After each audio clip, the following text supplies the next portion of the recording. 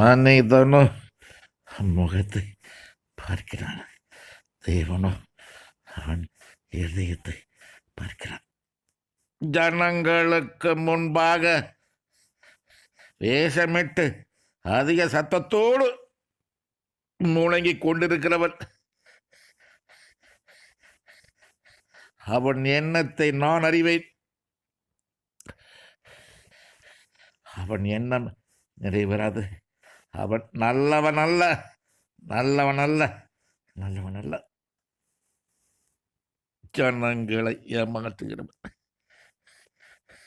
அதிக சத்தத்தோடு பேசி ஜனங்களை மயக்கிறவன், ஜனங்கள் கூட்டத்தை சேர்க்க நினைக்கிறவன், ஆட்சி அதிகாரத்தை கைப்பற்ற நினைக்கிறவன், அவன்